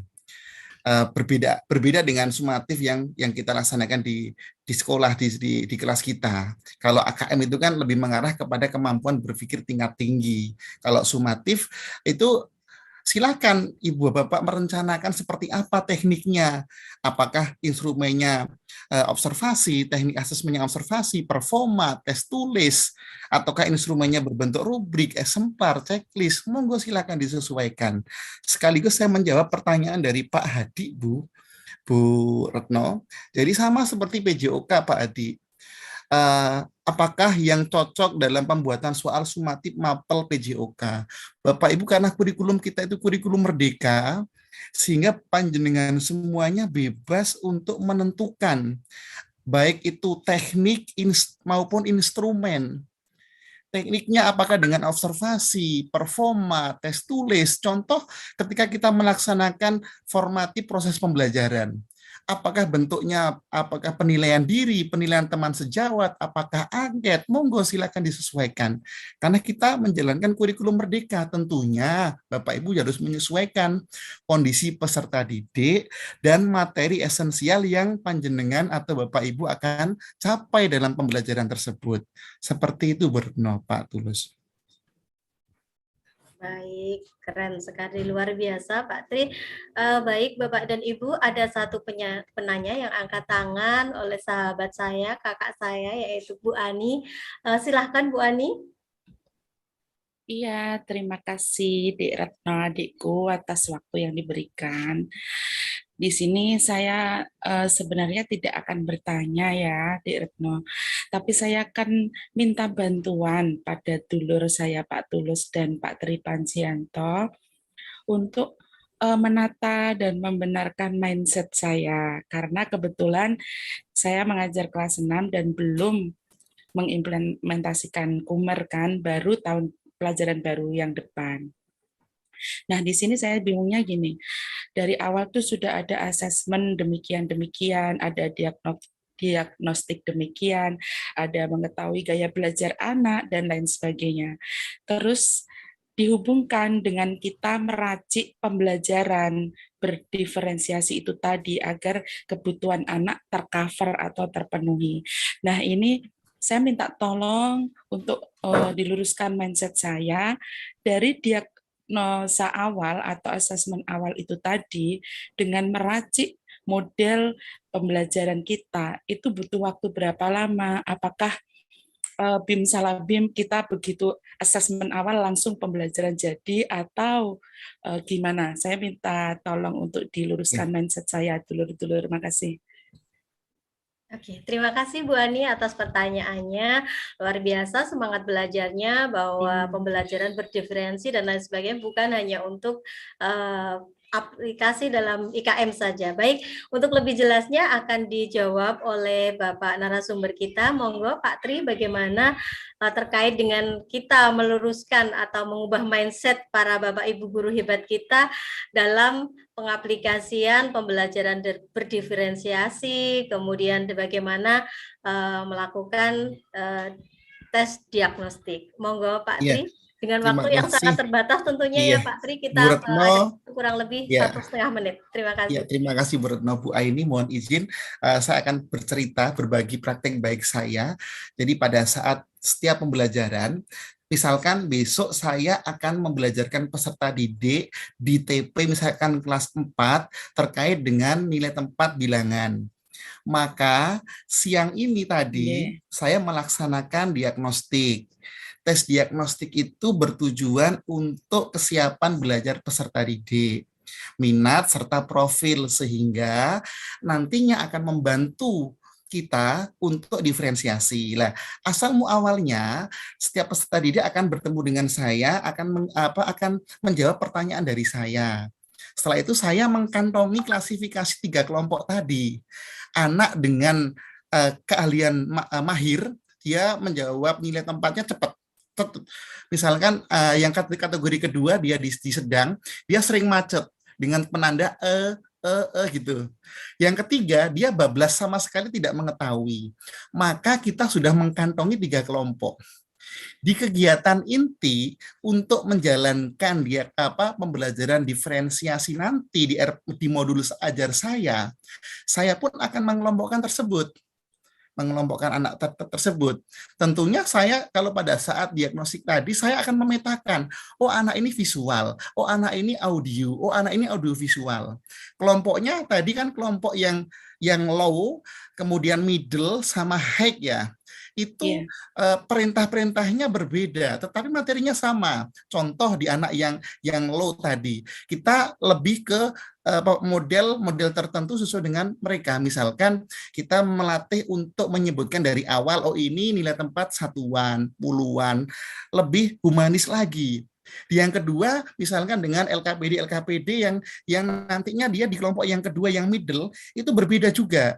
Di yang high tadi juga berbeda. Misalkan di high tadi anak-anak akan membuat bilangan 10 bilangan misalkan, dan dia menyebutkan sendiri. Maka otomatis kita sudah memetakan 3 kelompok tadi. Hasil akhirnya, outputnya, kalau tadi prosesnya saya menggunakan model gaya belajar atau metode ABC, silahkan disesuaikan. Itu namanya diferensiasi proses, ya kan? Proses berarti berkaitan dengan penggunaan atau implementasi model atau metode tertentu. Kemudian di diferensiasi konten, anak yang dia suka gambar, maka sediakan gambar ini. Anak yang sukanya dia audiovisual, sediakan film-film tertentu. Ya, kemudian pada saat diferensiasi produk hasil akhirnya kita juga bebaskan anak yang suka gambar, dia akan membuat gambaran dengan infografis kayak atau apa, silahkan. Jadi inilah letak diferensiasi. Itu semua berjalan manakala diagnostik tadi tuntas ya. Diferensiasi kita tuntas, maka otomatis diagnostik kita tuntas. Iya, diagnosis tuntas, maka diagnosis ini akan menjembatani guru dalam proses diferensiasi. Seperti itu mungkin Pak Tulus bisa menambahkan, monggo. Sedikit 30 detik Pak Tulus, monggo menambahkan. Ya, kalau saya melakukan penilaian diagnostik di diagnostik, maka setelah melakukan diagnostik mesti butuh waktu untuk menganalisis ini. Di awal sebelum kita diagnostik, kita sudah menyusun modul ajar. Dalam menyusun ajar, kita diagnostik. Ketika menyusun diagnostik ini kita butuh waktu untuk menganalisis. Ya, ketika kita menganalisis, mari kita laksanakan sesuai dengan modul ajar yang telah kita.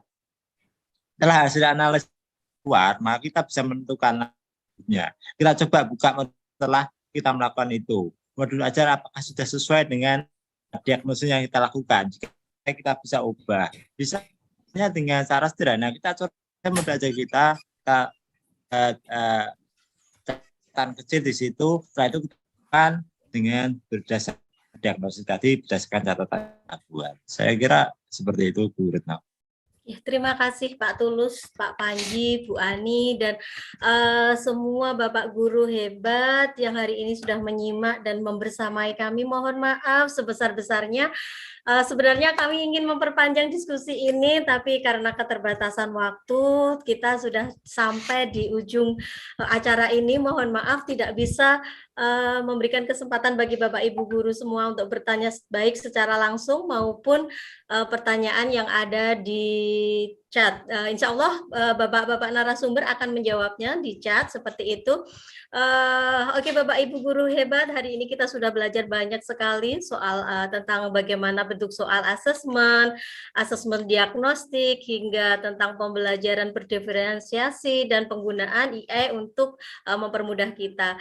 Besar harapan kami apa yang disampaikan oleh narasumber sangat dapat bermanfaat untuk kemajuan dan memotivasi Bapak Ibu Guru hebat semuanya untuk terus memacu diri, mengupgrade diri, belajar demi kemajuan murid kita. Demikian dari saya, Retno Rahayu Setiawin. Mohon maaf apabila ada salah kata dan sikap.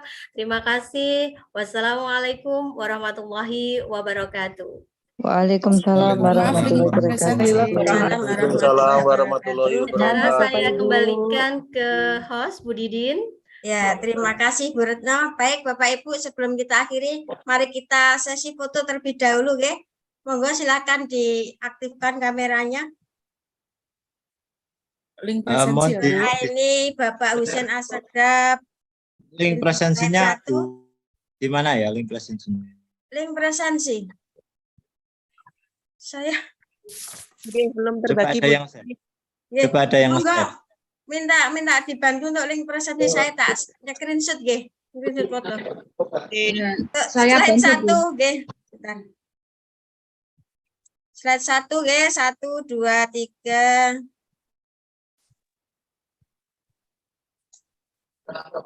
Slide 2, monggo saya tunggu SDN Tingkes Bu Siti Aminah. Untuk absensi sudah di-share di kolom chat, silahkan. Kemudian Ibu Siti Aminah, Ibu Sri Murni, Bapak Hendra Desdi, Pak Wantulit atau siapa nih Bu Maya, Pak Ali Ihsan, silahkan saya tunggu. Diaktifkan kameranya.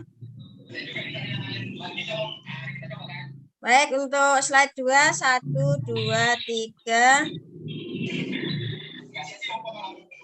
Slide 3 silakan, masih banyak yang masih off ini. Saya tunggu Pak Eko Indriat, Siti Aminah, Bu Uswatul Hasanah.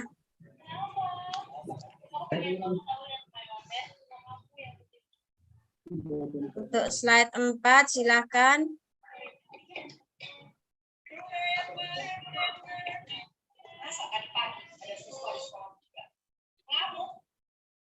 Slide 5.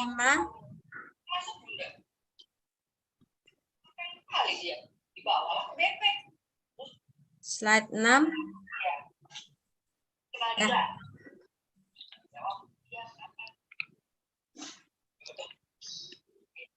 Sudah ya, Bapak? Pak Tulus sudah ya ini berarti? Iya, Bu. Ya. Baik, terima kasih kepada Bapak, Ibu narasumber dan moderator, beserta juga Bapak Ibu peserta workshop. Mudah-mudahan apa yang kita pelajari hari ini membawa manfaat bagi kita semua. Allahumma amin. Saya sebagai host mohon maaf apabila ada kesalahan. Terima kasih. Wassalamualaikum warahmatullahi wabarakatuh. Waalaikumsalam warahmatullahi wabarakatuh. Untuk pertanyaan dan diskusi yang lain yang belum sempat terjawab bisa di grup WA kita bahas sama-sama. Nanti insya Allah akan dijawab panjang. Terima kasih Pak Tulus. Monggo Bapak Ibu bisa live.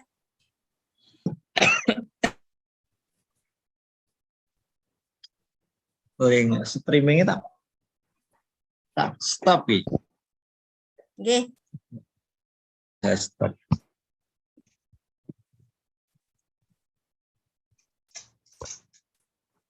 Dan kita pun tidak. Oh, iya.